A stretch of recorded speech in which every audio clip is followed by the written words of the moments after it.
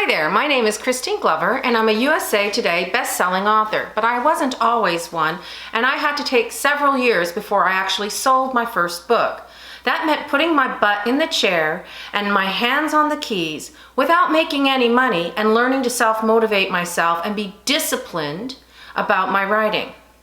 Now, you may think that getting into this writing gig is going to lead to all kinds of fortune and fame, but I'm here to tell you that you are becoming a romance writer / author at your own risk. Before you choose to write, you need to understand that writing isn't for the faint of heart. And making this commitment comes with lots of challenges, even after you've sold or you go all indie like I have. Demons of doubt and despair will come and haunt you no matter what stage you are in the game, whether you're pre-published, published, have 1,000 zillion reviews, have 0 reviews, have 100 books out there, 10 books out there, 5 books out there. You're always going to have to face certain challenges. So before you decide to commit to this as a career, as something that you want to do, remember some of these things. First of all, you're going to be sacrificing a lot of time. You're going to be sitting in a chair, alone in a room, by yourself, whether it's in a coffee shop, at your house, in the early morning, or late at night. You're going to be spending hours away from your family, from your friends, from having kind of a social life, from a lot of different things that you might enjoy doing. So before you decide that you're going to do this, be ready to admit to yourself that it's going to take a sacrifice of time. And are you willing to continue doing this if you have lousy sales, crappy reviews? Are you willing to keep putting yourself in a chair for hours at a time, making what I likely call it a quarter an hour sometimes, or less? But we're authors and we're writers. And if you really want to do this, then you will have to sit down and ask yourself if you're willing to make this commitment, whether or not the money follows. But if you are, then go for it. This is a great thing to do. It's a wonderful outlet. I love writing. I love the process of writing, and I think if you go into it with that attitude, it'll make sitting down in a chair, in a room by yourself for hours on end, churning out stories and revising them too, easier. Number 2, don't wait for inspiration. You can't wait for inspiration to start writing your stories. There's no such thing as a muse in the basement, or a whole bunch of them, geez, I wish, that suddenly magically talks to you and says, oh, here's your story, have fun with this. The words are just gonna flow. No, they're not gonna flow. I think the best way to get inspiration is to sit in the chair every time you get a chance on your schedule that you've created for yourself and be there.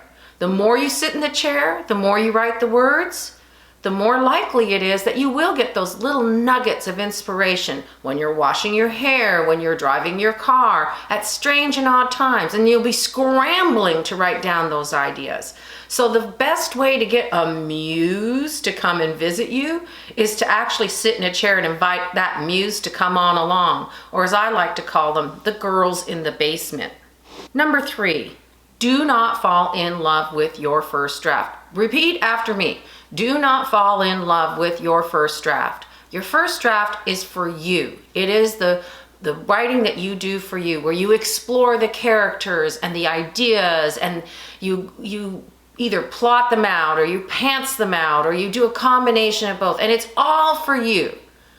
That's for you. But after you're done that first draft, be prepared to revise it, because revision is where stories are polished and honed and born. You'll be surprised how much better your work will be with each successive pass through your manuscript. And that's not just doing a spell and grammar check, but that's a video for another day.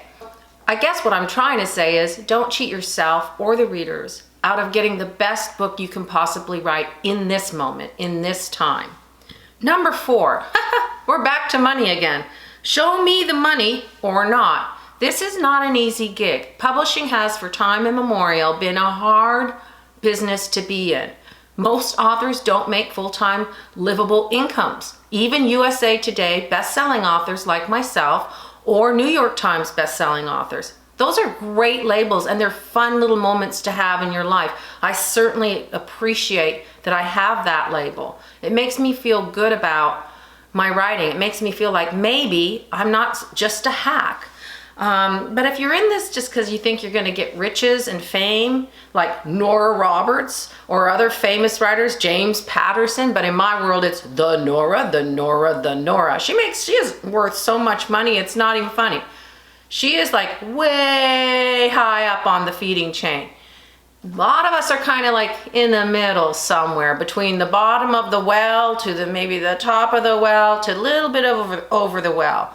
We have different goals. So know what your definition of success is before you walk into this business. Don't go into it thinking that you're going to have a fabulous career with making lots of money and fame. Because truthfully, you're only famous in your own corner of the world anyways. Nobody outside of publishing really knows really 100% who I am, but they might know who Nora is. But I've gone to plenty of places where people don't even know my genre authors at all, and that's okay.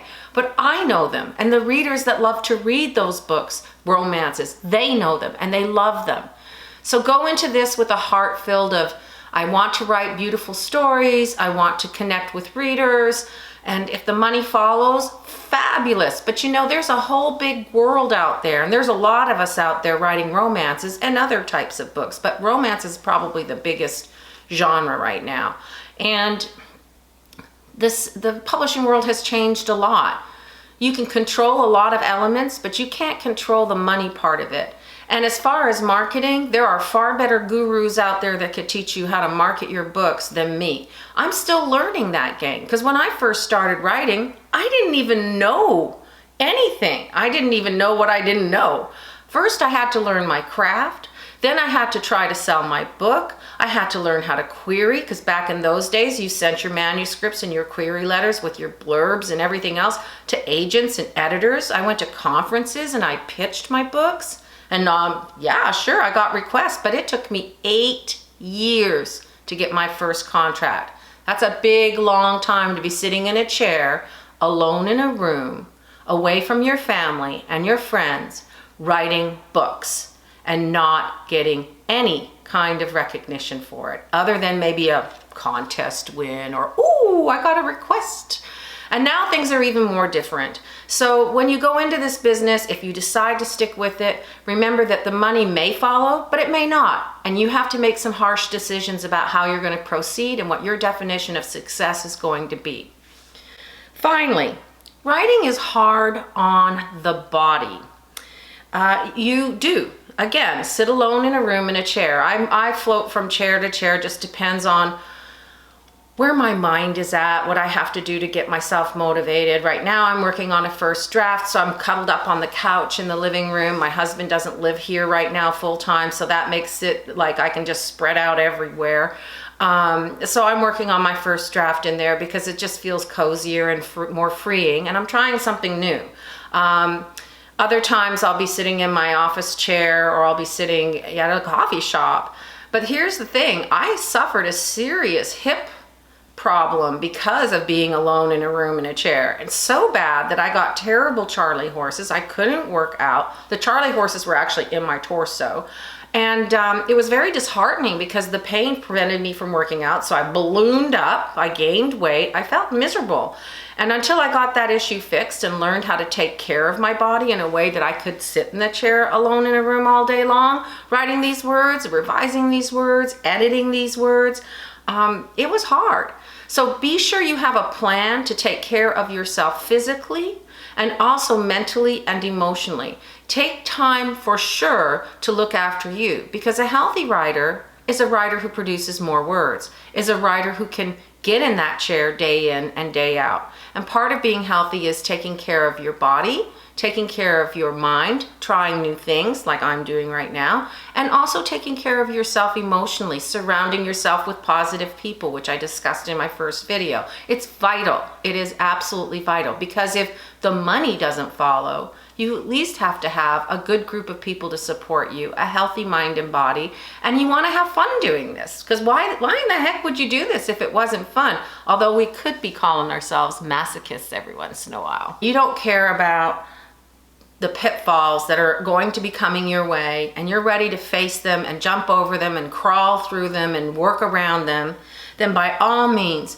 take up the pen, pick up the laptop, keyboard your stories into those Word documents, into Scrivener, into your notebooks, wherever and however you want to write. Write because you love it, and there will be days that you don't, especially during revision, which I will discuss later. And that's really all I wanted to share with you today. If you love writing and you have found ways to look for success in unique ways, please let me know in the comments below.